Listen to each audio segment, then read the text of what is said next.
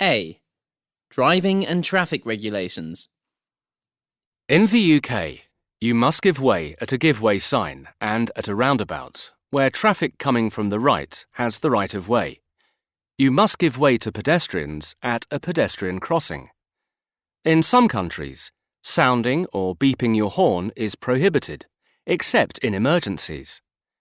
In most countries, jumping a red light is a serious offence, as is reckless driving. In many parts of the world, drink driving or drug driving can result in a heavy fine or imprisonment. Drivers may be asked by a police officer to take a breathalyzer test. Hit-and-run accidents are almost always considered to be grave offences and may result in a ban for several years and/or imprisonment. In the UK, less serious breaches of traffic regulations may lead to penalty points on the driver's licence. In many countries, on-the-spot fines may be issued for careless driving and other offences. In the European Union, exhaust emissions must meet certain standards, and the car must be roadworthy, which includes a minimum depth of tyre tread. Driving with a bald tyre is against the law. B. Traffic problems. It was the rush hour and there was a long tailback.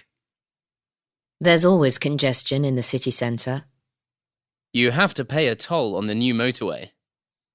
There was a pile-up involving 10 cars because of the fog, so the road was closed and we were diverted onto a narrow country lane. Overnight snow caused disruption this morning on many roads, but it is cleared now. I had stupidly parked in a tow-away zone and came back to find my car had gone. I only parked for a few minutes outside the station, but when I came out, my car had been clamped. I saw 2 men fighting next to their cars. I think it was a case of road rage. The road was wet and I skidded on a bend and almost crashed. There was a head-on collision on the main road between here and the next village last night. There was an accident at the junction between the A476 and the A53 this morning involving a lorry carrying a load of glue. Traffic has been stuck there for the last 3 hours. A. Booking travel and holidays. Here are some choices you may make when booking travel or holidays. A scheduled flight is a normal, regular flight. A charter flight is a special flight taking a group of people, usually to the same holiday destination. Some airline tickets may have restrictions. For example, you can only travel on certain days. Such tickets can offer good value for money, but if you cancel, they are non-refundable, or you may have to pay a cancellation fee. Some tickets allow a stopover. A package holiday normally includes accommodation and transfers. For example, a coach or a shuttle bus to and from your hotel. An all-inclusive holiday includes your flight, accommodation, and all meals, drinks, and snacks in the hotel. Sea travel is normally on a ferry, and the journey is called a crossing, but you can have a holiday on the sea if you go on a cruise. For some people, a luxury cruise is the holiday of a lifetime. You may decide to book a berth in a shared cabin, or to have a single or double cabin. For more money, you can often get a deluxe cabin, perhaps on the upper deck. Cruises often go to exotic islands where you can get away from it all. Train travel allows you to relax as you travel and look at the countryside through the windows of your carriage. Railways link major towns, but you may have to change trains if you are not able to get a through train. Car hire is another way of getting around. When you book it, you may have to choose whether you want unlimited mileage. There may also be extras to pay, such as accident insurance. If you hire a car, It gives you the freedom to come and go as you please. B. Accommodation when travelling. Some people like camping, while others prefer hotels. Or you can have a self-catering holiday, such as staying in an apartment or chalet. You can also choose to stay in a guest house or an inn. Some types of accommodation offer half board or full board. A. Describing tourist destinations.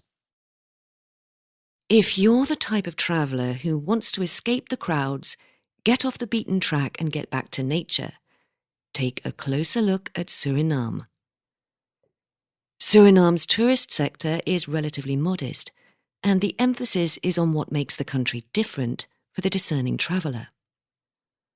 Other Caribbean nations may boast better sand, sea and sun, but because of that, you won't find hordes of people in Suriname. What you will find is a wealth of wildlife, with a huge range of flora and fauna. More than 12% of the country is given over to national parks and nature reserves, and large tracts of the country are covered by virgin rainforest. So if you are seeking something out of the ordinary, click here for more information. B. Travel advertisements. Unwind in Ubeda. Recharge in Positano. All from under £800. Taste of the bush. All travel in air-conditioned 4x4 vehicles. Waterfront villas. Self-catering. Sleep up to 6. Stunning locations. Unbeatable prices. Phone now. Awe-inspiring national parks. Rambles, hikes and treks. Unrivaled programme. Send for our brochure. Enjoy the scenic wonders of a tropical paradise. Ecotourism at its best. Savour the renowned landscapes in our heartland. A. Climate. Travelling from north to south in Nigeria, you pass through a fascinating series of landscapes. Rainfall in the southeast can be extremely high in the wet season, whereas the northern part of the country is arid and prone to drought during the dry season. B. Vegetation. More than 30% of the landscape of Canada lies inside the Arctic Circle, where the land can stay frozen for up to 9 months of the year. In these regions, known as the tundra, vegetation is limited. Further south, dense, coniferous forests known as taiga cover large areas of land. Towards the border with the United States are the grasslands of the prairies and the mixed, temperate forests. C. Agriculture. Rice is the main crop grown in the south of China, along with tea, cotton, fruit and vegetables. The rice is planted in flooded paddy fields. A good year can see 2 crops of rice and 1 of vegetables harvested. In the drier, hillier north and west, farmers generally harvest a single crop of cereals and, in addition, tend sheep and cattle. D. Industry. France is one of the world's leading developed nations. It is home to large manufacturing, steel and chemical industries. The country is an important and major producer of aircraft and cars, and is at the forefront of technology and engineering. Its sizable nuclear industry generates a significant proportion of the nation's electrical power. Like many developed countries, France provides a lot of help and aid to developing countries. E. Population. Brazil is a vibrant mixture of peoples. Some are descended from indigenous tribes, others from the Portuguese, who were the colonial power in Brazil for 300 years. Many Brazilians have African ancestors brought over in the 17th century as slaves to work on sugar plantations. During the 20th century, large numbers of European migrants settled in the south.